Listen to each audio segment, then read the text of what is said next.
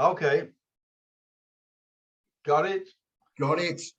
26th of January 2022. Question and answer. How are you, Chris? All right? Not so bad. Yourself? How's your weather? Cold. No it's snow. The same here. We've had -8 here. You know, with the snow. I mean, it's a very cold winter today anyway. But yeah. I think -2 or 3 is the worst, because we've only got fields in front of us, so it gets cold and you have to put the heating on. It was nice. It was actually snow on Christmas Day here. Would you believe? That's nice. That's when it actually snowed. That was the first time it snowed. That was Christmas Day. Which I remember when me and my brother, when we were kids, me and my brother used to be kneeling by the window on Christmas Day waiting for it to snow. I seem to remember it only snowed once on Christmas Day while we were kids. I don't know what year it was, but I do remember it did snow one time. This has got nothing to do with the question, but did you have metal window frames? Yes. Terrible. That was in the council house in Stonewall. Look at the pretty patterns. The what? Sorry. Look at your mum and dad. You say, look at the pretty patterns. Oh, that's right. Yeah, yeah. Well, they were terrible. They were, weren't they? Yeah. But that's all I remember. Really, was a metal window frame. Metal window frames. Yeah. That dates us. Yeah. Right. Okay. Questions. We'll crack off. Great response. Brilliant response. Fantastic, mate. I mean, I was looking through and I saw a few names like James Hunt. I thought, nah. No. He did come to one of our shows once. He came to, I think it's either Rainbow or Hammersmith Ocean. Yeah. He was out of his skull. It was. You didn't ask him for a lift then? He was blasted. Oh dear. Well, well, bless him. Right. Yeah. We've had a few Glastonbury questions. Which that's all right. You know, that's all right. There's only 2 or 3. So first one is off Ian, and he says, we know now that the recent Glastonbury story was just that, a story. Thinking seriously for a moment about a Slade reunion, when do you think the last time it could have happened was? Oh, that's a good one. I don't know. I don't think there was a time actually, you know, because if you remember, the time before was in the 80s when we did Reading. Yeah. You know, and that was just came out the blue. Because I mean, we haven't played together for quite a while, but we had done some shows together. But this one, I've got to say now, was a no from the off. I mean, I spoke to Nod and he hadn't got any idea about it, you know, about it. Because I said to him, where did it come from? He hadn't got a clue. Well, you know, when you did Walsall Town Hall in '91, you know, the fan club thing. Well, the anniversary thing. Yeah. Was there any sort of talk, even jokingly, about that was really good, let's do it? We got the fan reaction. So you know, that just when you came off stage, I know you've all said that Don was raging. Yeah. No, there was a dead silence. I mean, Nod didn't want to do it. I mean, he was shouting in the dressing rooms. I mean, I can say all this now, and he kept on shouting. I knew this was going to happen. I knew this was going to happen when Malcolm, you know, Skellington was asking him to do it. I mean, he was. If you right, I mean, we did some blooming crap Chuck Berry rocker thing, you know, and as soon as we finished, I took his guitar off, and that was it. Yeah. He didn't want to do it from the off, you know, but he did say, I've got to stand up for him. He did say he was not going to do it, and he was bludgeoned into doing it. Yeah. Anyway, that was it. Another Glastonbury question from Gerald Knight said, if Nod was serious, about Glastonbury, would you be interested? Only if it was the original 4-piece. Okay. Yeah, that's an answer. Then an overall question by Rob Mayhew saying, do you think you'll get back together for the late? I'm assuming that's Legend spot. Yeah.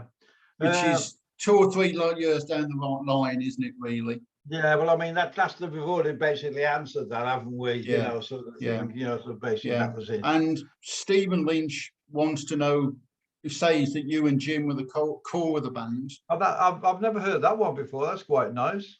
Yeah, it is. It's the Purple Gang. in I don't Jailhouse know. Rock. You I in don't know. Jailhouse Rock. The whole Oh, Purple right. Gang. The Oh, whole is that rhythm what it section was was? the Yeah. Purple Gang. Yeah. Yeah. Could you not talk the rest of them? It won't happen. I mean, I can say categorically, I mean, I can say, I know what they'll say to me. They'll tell me in sort of in black country sort of slang to get lost, if you know what I mean. It won't Yes. work. It won't happen. I mean, No. I've got to be totally open and honest, because I mean, I've been asked that question so many times, and sadly, it won't happen. Okay. Right. Well, I think glasses will be out of the way. The next one is by Natalie Eastham, and she's given a bit of a preamble before her actual question. And she says, I saw you at Butlins about 10 years ago with her mum and dad. And her dad is a huge Slade fan. He calls me a Sladeette. He was dressed as Noddy. At the end, you pointed at me and threw your drumsticks, and I caught it. She then says, how long did you take you to learn all the Slade songs after your accident? Quite a while, actually. Because I tell you what, the strangest thing is there, because I didn't realise that I'd forgotten the songs. And when our first rehearsal together, I think it was at the schools in Wednesbury, where we used to rehearse, and then sort of whatever it was, and I shouted, maybe his mum went all crazy now, or whatever, and I just froze. I thought, how does it go? How does it go? And that's when I realised, and it was, I tell you what, it was a terrifying thing, Chris. And then it sort of went on. I couldn't remember any of them. As soon as we started, it was okay. Yeah. But if we had certain endings that weren't on the record that we'd arranged for, like, say, for the live show, I was totally lost. Could you remember one of the, I think it was the first tour back, wherever it was, I can't remember where the gig was, Chris, but we got on for an encore. We'd already done a couple of encores, and that says we'll go on for Merry Christmas. Now it was number one, right? It was number one then. It was in December, so when I was shouting, how does he go? How does he go? And I said to Wade, sing it to me, sing it to me. I mean, people don't realise what that is like. How mentally disturbing that is. Could you remember the set? Never mind individual songs. Could you remember the set? Once we started, but I said any like certain endings that we'd rehearsed that were different to the record or whatever, I was lost. Because but that I always remember that when we said we'll go on and do Merry Christmas, that was the last encore. I think probably the third encore would be the last encore, and I'm panicking, shouting, how does it go? How does it go? Sing it to me. Once I sang it to me, it was all right. But it's hard to explain to people what that's like. Did that affect you ever again? When you were out with you went with H. You had certain things, but I always have some paper, my own little cues on a paper set list that I have on the drums. I have to do it. I can't go on stage unless I have this set list on stage, and certain cues after each song. It was the same with QSP. Exactly the same. It's one of those things, Chris, that it's with me for the rest of my life. Of course it is. And I'll tell you what, it was great is like the first tour back after the accident in America, and our agent Peter Cow was talking to him, and he's telling me, so I've got a friend who's a brain specialist. His name was Albert Goodgold, and he said, I'll arrange to go and see him. And he was just saying, like, he was doing, and what he'd done, he'd arranged to have all my medical records sent from England before I went to see him, so he could read through them. Anyway, when I got there, and he said, I can't believe you're still alive.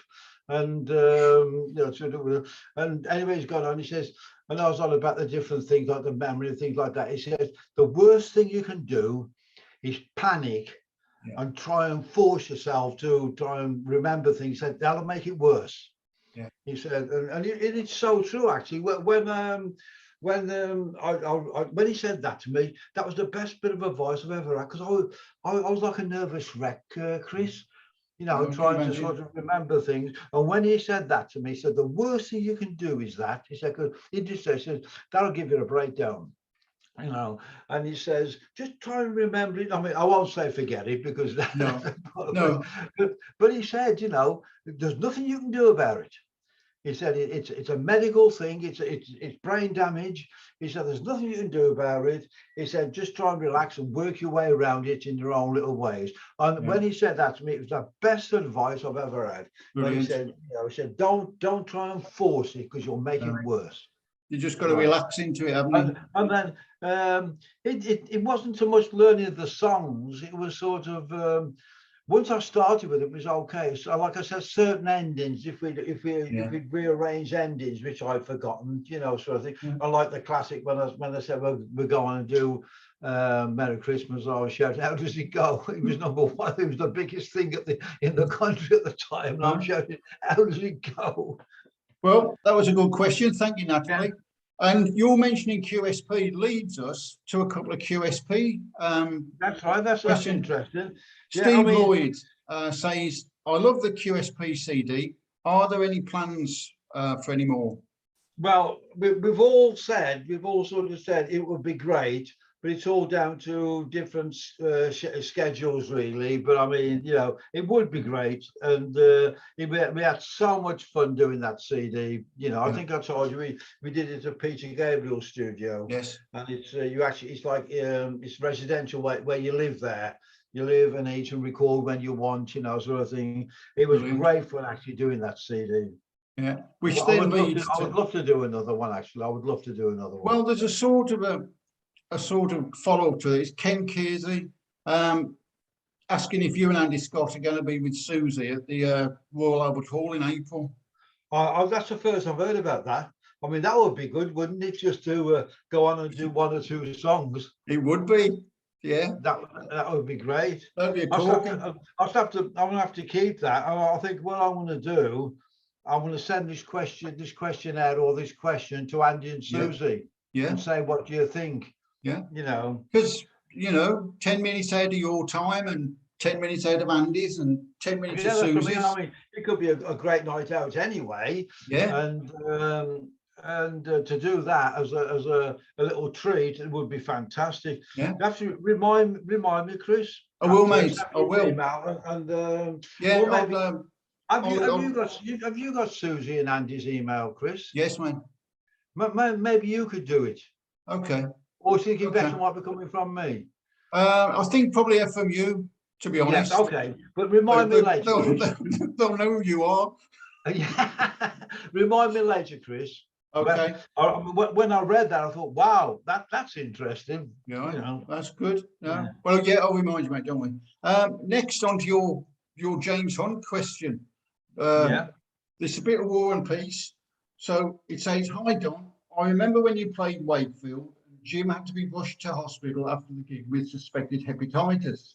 Also, you had your injury with Slade too while you're on the way to Wakefield, I believe, and you obviously cancelled the show. So I wondered, what's the unluckiest place? Yeah. You I didn't don't know. play? Actually, I never thought about that before. I didn't realise that it was Wakefield when Jim had that problem with the hepatitis situation. But I'll tell you what was. I think when you said the unluckiest place who didn't like playing, I think our unluckiest place was America. I mean, in general, there's no way. I mean, I've always said it. There was no way we were going to crack that place. No. You know, I mean, we did. How did you feel? Got played a lot. I will tell you that. And then we cracked with Runaway, and My Oh My was a minor hit, you know. But that was mainly because of MTV and the video from the castle with Runaway. You know, because I thought that's where we live. Well, if you're going to blame anywhere, blame a country. Never mind, Wakefield or. Yeah. It's in a way it's been a bit of a bane, you know, that country. Yeah. It's been, you know, it's sad, but that's the way it is, you know. There you go, Mark. Oh no, sorry. No, it's your mate James Hunt. Yeah, James. It's my mate James. Yeah. Sorry. Okay, now, James. This is a bit of an ego one for you, Mark Smith. How would you rate the four of you as musicians? He says he thinks you're the greatest live band ever, but how would you rate yourselves? it's always a difficult question. That is like when you say, what's your favorite record and of your Yeah. own sort of thing. It's so difficult. I mean, I'll tell you what though, well, it's not so much as being either great musician or whatever. It's if the four of you gel together. I mean, our very first rehearsal we had at St. Giles Youth Club, it happened like that, Yeah. straight away. Well, I mean, I can answer it by saying that I always, and I've said this loads of times, that you were always the group that you'd look at somebody and you go, that's really good, well done. Now we'll show you how to do it properly. And you just go on and blast everybody. That's it, you know. So I'm not, it's not saying you're the greatest musicians in the world or whatever, but it's saying that. Sort of, but it's like the people say the Beatles, things like that. But people just gel as a band. Yeah.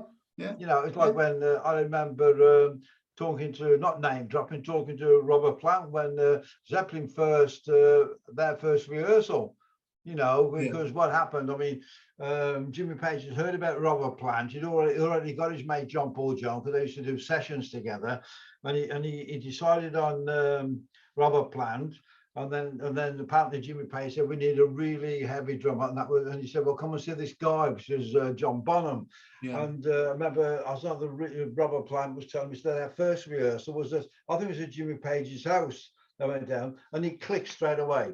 Yeah. It happened, and it's the same with us. Yeah. I remember the first time we ever played together, which we all knew, because Jim had learned, because Jim had been with us for a few weeks before Nog came on board. Yeah. And Nod used to play with the Mavericks, and we used to play with us, and that was Mr. Pitiful by Otis Redding. And so we just kicked into that, and it just clicked straight away. We didn't have to think about it. And we knew then, and I'm sure there must be quite a few bands that do that straight away it happens, It's a bit like me, Andy and Susie. That was the same thing with that, when we did the rehearsals, I'm still looking for mine, mate. I'm still looking for mine. Yeah. 50 years of looking. Anyway, next one, Colin Launder. Well, we know Colin, don't we? Yes, we do. Tall bloke. Yeah, that's it. Fetch my ball off the roof. Is it? Anyway, there you go, Colin. Yeah. Oh gosh, here we go. This is diplomatic now, mate. How's your opinion of yours and Slade fans been over the many years, and any fan-related stories? Hope we're not a pain. No, I'll tell you what, though, the people who followed us over the years have been fantastic, really. I will say the majority, if you know what I mean. I do know what you mean. The 99%, shall I say? They have been fantastic. I mean, so they've stuck behind this, sort of thing, and they've been very loyal. I will say that. I've always had a lot of time for them, because. Do you know the story of or can you remember the bloke who fell off the balcony, who was hanging on to the lamp, a light? That was one of our lighting guys, wasn't it? No, it was a fan. I met up with Frank last week. He was telling me about. At the Civic Hall, was this? No, I can't remember where it was. It might have been. Okay. He just said that a fan had fallen over and was hanging on, and one of the lighting guys, somebody was hanging on to the lead. Yeah. And he came backstage, and they said, who is he? And he said, he's the bloke with the lamp or something like that. He used to come and see you all the time. I know that, what was his name? The lighting, he's on the Spotlight. I don't know if it was the Civic Hall, Wolverhampton, or whether it was the Music Machine. I can't remember, in London when we used to play that. But he's on a Spotlight, and he got knocked, and he had the headsets on, right? Because whilst it was the lighting designer to talk to him, giving him cues and things, and he got knocked over the balcony, and he was the headsets hanging around his neck that he was hanging on by. Frank, sort of thing. He was just with a fan. He said he was a fan. I don't remember that about a fan, but I remember. I can't remember his bloody name now, but anyway, he was on the Spotlight, and he got knocked over the balcony, and he was hanging. His headset was holding him there. Yeah, gotcha. All right, Colin. fairly Yeah. diplomatic. Yeah. Right, somebody, Arno van Ommeren, he was wondering. That sounds Dutch to me. I don't know, but I mean, unless it's one of those names, if you know what I mean. Oh, no, I think he's a Dutch lad. And Yeah. he's wondering what 70s brackets glam rock act Yeah. was John's favourite. If you can call him, I don't think you could call David Bowie a glam rock, can you? Could you call Well, David Bowie? people will argue, so they'll say that. Yeah. Well, he was one of my favourites at a time. I saw him a couple of times. Yeah. And it was, I think one was Birmingham, and then I saw him at Earl's Court when he did the shows, you know. Yeah. But did you ever come across him in the early days? You know, when you were doing the marquee and places like that. No, never then, never. What about bowling? The only time we met Bowling was the Top of the Pops. Right. Okay. That was the only time we met Bowling. But I mean, there were other sort of the glammy ones, the likes of Mud, but you toured with those in later days. But I mean, in the 70s, you'd go in Bowie. Yeah, but I mean, Bowling was a great guitarist and a great songwriter. Yeah, yeah. You know, I mean, Bowie was only the two times I saw him was incredible. Yeah. He was the first time I saw him was the Spiders from Mars, you know, sort of, and then the second time I saw him when they had the other band with different musicians, you know, mainly session guys. But we got Mick Ronson, hadn't he? So that was with the Spiders from Mars. The Spiders, yeah. All that, but fantastic. Now both times it was great.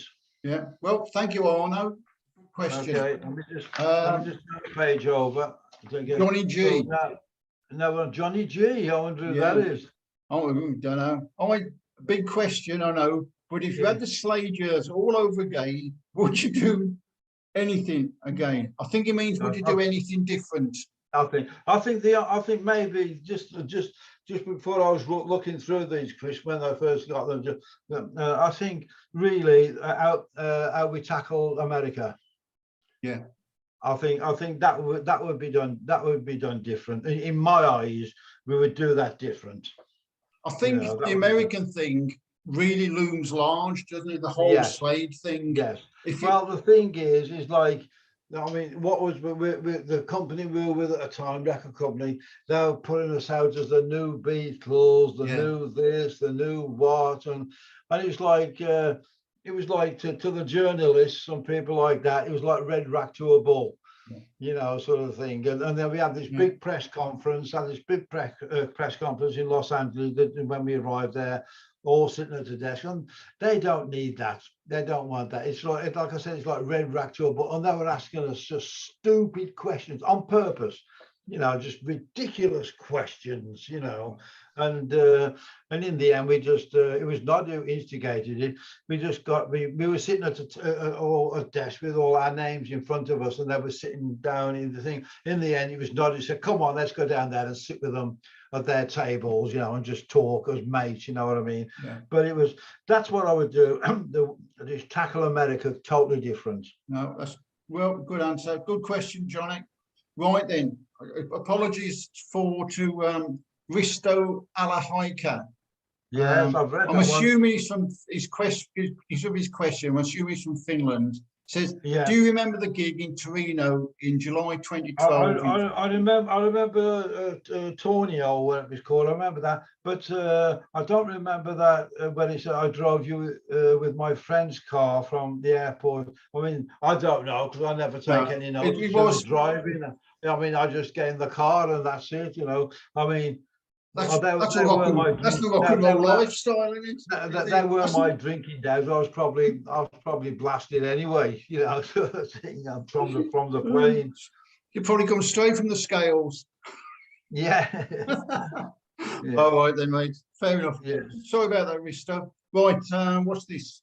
Mike Brown. Mike Brown. That's a good one.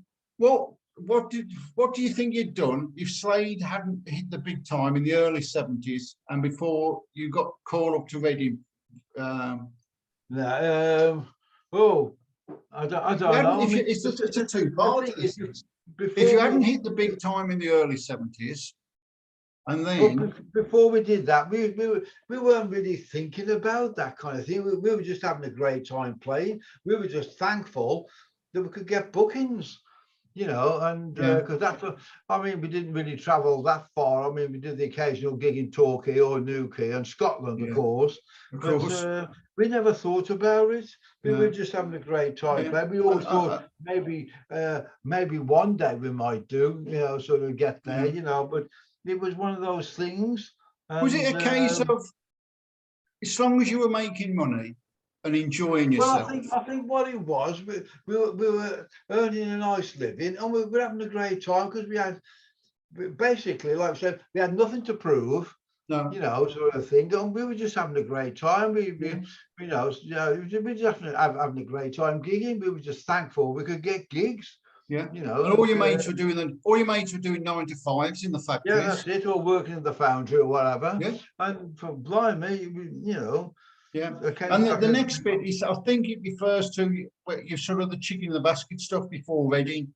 You know, that sort of 78, 79 sort of period. That's it. Well, we're doing the Baileys clubs like Watford, you know, sort of thing. It was a weird time, that was. I mean, Charles, we decided to do that just to keep the band playing. And you know, basically to keep the band playing.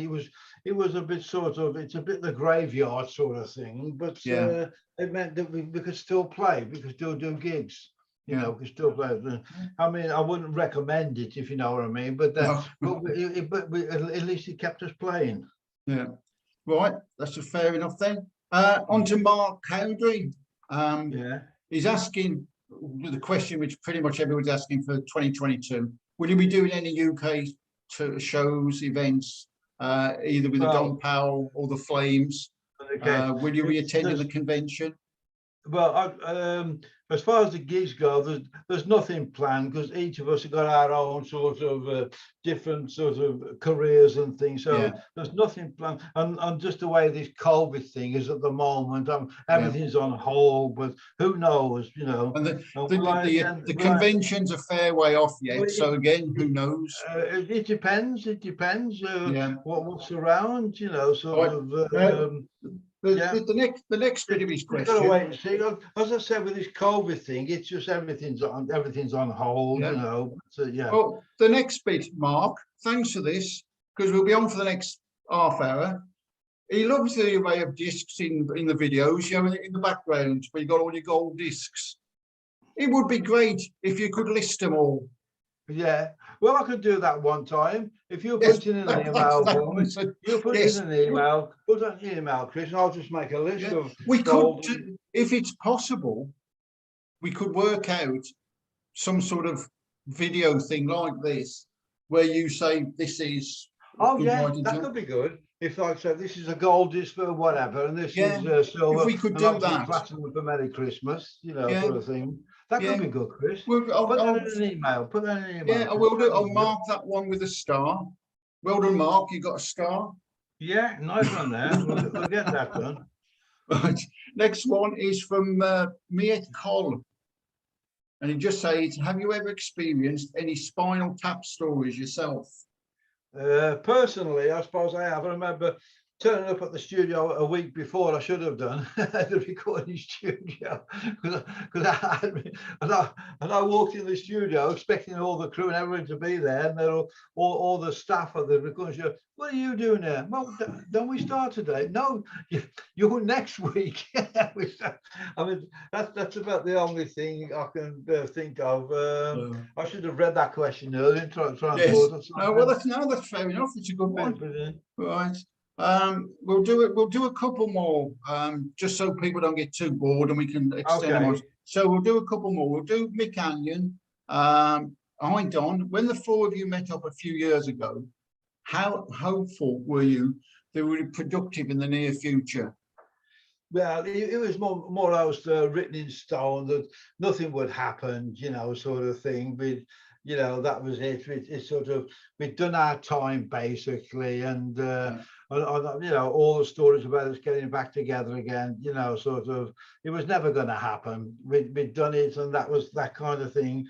And I don't know whether you could actually recreate something. I don't know, but it's always, a bit like going back. You were at work, you were gigging Yeah. with the three of them. It's like going back to a reunion sort of thing, and it's never going to be the same, is it? No, it People would never move be the on. same, because you lose that sort of, when you haven't been together. Because remember when we were together, we were touring non-stop, so we were with each other all the time, in the back of the car, on an aeroplane, in a dressing room, in a hotel. We were together all the time, you know, sort of thing. So that's going to be, that would be very hard to recreate. You know what I mean? Well, we'll do this one last question because it's a biggie. Well, it's biggish, the answer. It's from Mike Abel, and it's, All right.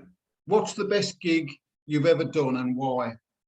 Well, there's a couple actually there, Mike. I mean, I suppose one of the biggest one, the start of it, was the Great Western Festival at Lincoln. Yeah. I mean, we were added to that, and we were the top of the pops band as far as everybody else was concerned, and we just went on and stole the show. It just went berserk. I always remember that, because it was always the same, because everybody's in our dressing room after drinking all our booze, and congratulations. You know, I think that was the best one, because I'll tell you what was great there, because Stanley Baker, the actor, was a co-promoter on that, and he was on the side of the stage while we were playing, you know, watching, you know, got a big grin on his face, and Nod did a real coup de grace there. He called him on. He brought him on as one of the co-presenters of the festival. Yeah. And then Nod got the credit. Says no, because his famous film Zulu. Yeah. I don't know whether you've ever seen it, but the Zulu got thousands of times. You can hear them stamping. And he got the crowd at the Lincoln Festival to do that. He got the crowd to do all the stamp, and Nod was doing the chant, like a Zulu chant. I mean, Stanley Baker was in hysterics watching it, you know. But that was incredible. That was, and of course, I think the Reading Festival. Yeah, I mean I think that's probably, you know, up there as well, because we haven't played together for ages, and then Nod called me. He says we were laughing down the phone. He says, you know, Ozzy Osbourne's dropped out of the Reading Festival because he doesn't feel he's ready with his band, and we've been offered it. What do you think? And I just says, well, we ain't played together for I don't know how long. He says, well, we can just have we just have a couple of days rehearsal and go for it. And that's exactly what we did. I think we always came out on tops when we had nothing to prove, you know. So I think we were like sort of, we weren't even billed, or you know what I mean, we weren't even expected there. And like I said, we just went on. We had nothing to prove, so we just went on and just did our bits. Which harks back to my thing earlier when I said you were always the band that seemed to go, that's really good, well done. Now we'll show you how to do it properly. Yeah, and you sort of walk on. It's sort of like, you know, Wild West sort of thing, isn't it? Yeah, well, it was one of those things, because when we've been playing together for so long in the early days, playing all these blooming dumps and whatever, we had nothing to prove, and that was the same with the Lincoln Festival. We had nothing to prove. I mean, I always remember Chas saying, if you're going to go out on the big one, which is like a festival. But it was just, I mean, we couldn't do any wrong. You know, it was just phenomenal. And especially the same again, our dressing room, after all the other bands, everybody was in our dressing room drinking our booze, you know. Well, but I'll tell you what was great. Tommy Vance was there. And he's been a mate for ages. He's been a big supporter for many years, Tommy. And he was in Flame as well, Slade in Flame. Anyway, sort of, when we arrived there, he said to us then, he says, you're going to steal the show. He says, because you've got the songs.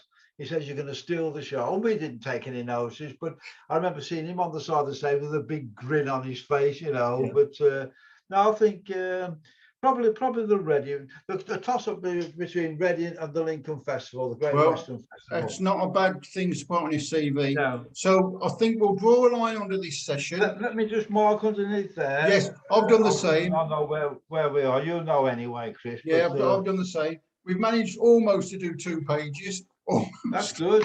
Well, there's some great questions here. Yeah, fantastic. So I'll say thank you for these. That's been great again, Chris. Nice one. And I'll see you the other side after the voice.